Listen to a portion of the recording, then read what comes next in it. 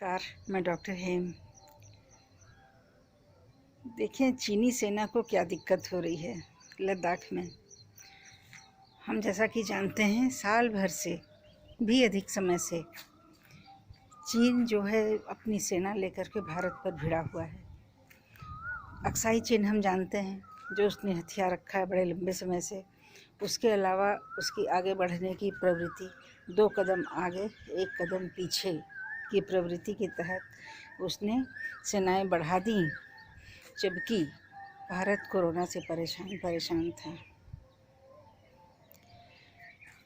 तो साल भर सेनाओं के टंगे रहने के बाद और कई बार भारतीयों के हाथ से मात खाने के बाद भी सेनाएं जमी हुई हैं। गलवान में कितनी बड़ी झड़प हुई पिछले साल हम ये जानते हैं।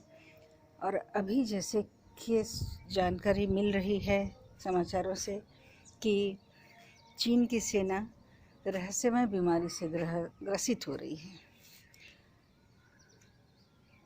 अब ये क्या रहस्यमय बीमारी है?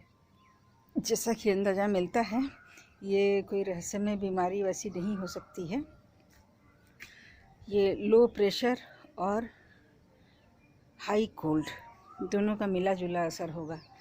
हम ये जानते हैं कि भारत की सेनाएं हर मौसम में युद्ध करने में दुनिया में सबसे अनुकूल हैं। यहाँ तक कि ऊंचे पहाड़ों पर और बर्फीली चोटियों पर भी भारतीय सेना अपना जलवा दिखाती है। तो लद्दाख की ठंडक चीनी सेना से जैसा कि जानकारी है बर्दाश्त नहीं हो रही है और उन्हें तरह तरह की बीमारियां हो रही हैं। चक्कर, उल्टी, मुंह से खून आना इत्यादि की बातें सुनी जा रही हैं।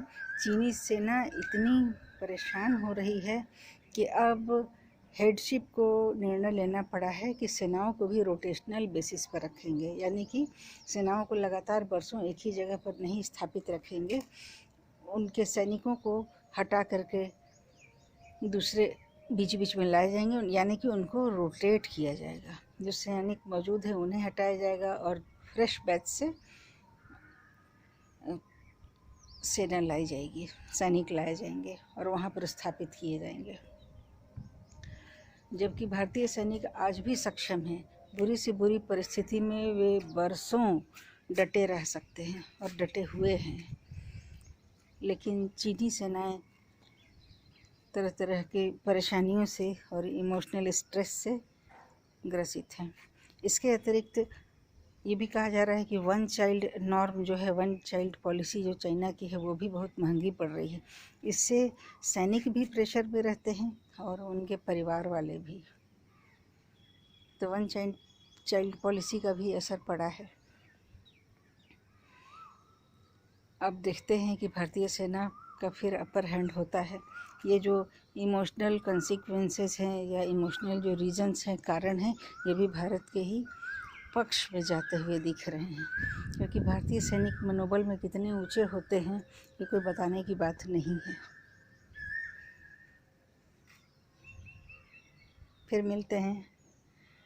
जय हिंद, जय भारत।